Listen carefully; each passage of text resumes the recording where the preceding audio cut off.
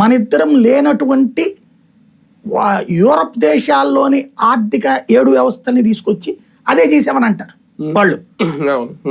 ఆ 7 కూడా ఖచ్చితంగా ప్రతిసారి గెస్ట్ గా మనల్ని పిలుస్తున్నారు. రేపు కూడా వెళ్తున్నాడు మళ్ళీ. ఆ G7 దేశ అధినేతలందరూ మోడీని గౌరవించే పరిస్థితిలో ఉన్నారు.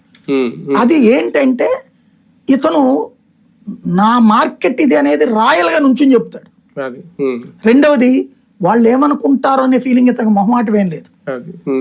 ట్రంప్నైనా పొమ్మంటాడు, పుతిన్ అయినా సరే. ఇప్పుడు పుతిన్ బాగా మిత్రుడే అని చెప్పినే ఉంటది.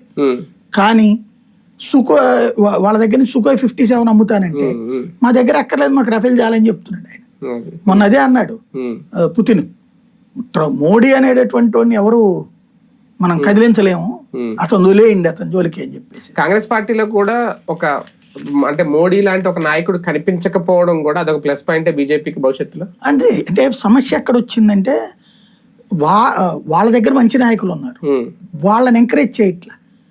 ఆ కుటుంబం నుంచినే నాయకులు అంటున్నారు. ఆ కుటుంబం నుంచిన నాయకులు అయినప్పుడు మోడీకి దీటైన నాయకులు కుటుంబంలో లేరు. అవును, అంటే ఇప్పటివరకు మోడీని అన్ని రంగాల్లో కూడా ఒక అగ్రస్థానంలో చూసేశారు భారతదేశ ప్రజలందరూ. ఇప్పుడు ఆ స్థానంలో చూసినప్పుడు ఎవరు కనిపించట్లేదు కాంగ్రెస్ పార్టీ. అసలు మరీ వామపక్ష దాన్ని ఏమంటారు, వామనావతారం కనబడుతోంది. అది మోడీ ముందును వీళ్ళు అసలు